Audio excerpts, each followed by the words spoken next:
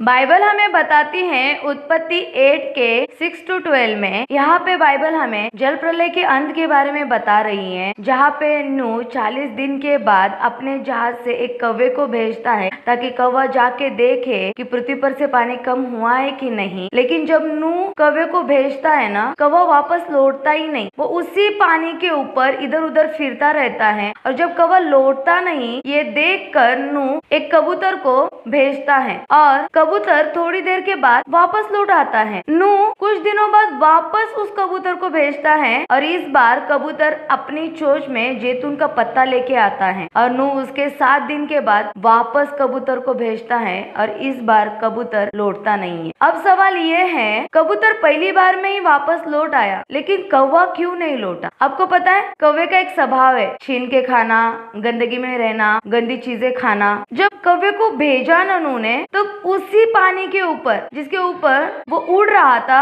घूम रहा था, डेड बॉडियां तैर रही थी, बहुत सारी इंसानों की, जानवरों की, जिन्होंने मन नहीं फिराया था और कौवा उन्हीं के ऊपर बैठ बैठ के उनको खा रहा था। लेकिन ये चीज कबूतर को नहीं भाई और वो वापस जहाज में लौट आया पहली बार में ही। परमेश्वर हमें यहाँ पे 2 जिंदगियों के बारे में बता रहा है, एक कौवे वाली लाइफ, एक कबूतर वाली लाइफ। कौवे वाली लाइफ वो है जैसे जिंदगी दुनिया में जीना है वैसे जीना, दुनिया जैसे चलाती है वैसे चलना, हमें जो पसंद है वही दुनिया में करना। और एक कबूतर वाली लाइफ है अपने परमेश्वर पिता के पास वापस लौट आना, वो जिंदगी को नहीं जीना जो दुनिया जी रही है। यीशु बहुत जल्दी आ रहा है, बहुत जल्दी। बाइबल कहती है वो द्वार पे खड़ा है। अब हमें तैयार होने की जरूरत है। हम कहते हैं हमारे पास बहुत समय है, लेकिन जिस दिन यीशु आएगा क्या हम उसी दिन तैयारी करेंगे? हम तैयार नहीं हो पाएंगे। अभी परमेश्वर ने हमें समय दिया, अब भी वो कह रहा है कि मैं द्वार पे हूँ, तो हमें अभी से तैयारी शुरू करनी, ताकि जब दरवाजा खुले ना तो हम उसे तैयारी के साथ मिले, ना कि बिन तैयारी के साथ। कौवे वाली जिंदगी मत जीना, दुनिया में जैसा चाहिए वैसा जीना, जैसा खुद को लगता है वैसे जीना, लोग जैसे चाहते वैसे जीना, लोगों को खुश करने वाली लाइफ मत जीना। इससे परमेश्वर खुश नहीं होगा और हम यहीं पे रह जाएंगे। हमें अब कबूतर वाली लाइफ जीनी है। हमें कबूतर की तरह वापस अपने परमेश्वर के पास लौटने की जरूरत है। हमें परमेश्वर में बने रहने की जरूरत है, क्योंकि वो द्वार पे खड़ा हुआ है, बस दरवाजा खुलने की देरी है। परमेश्वर ने मूसा को मिस्र से निकाला, फिर उसके अंदर से मिस्र निकाला और फिर उसको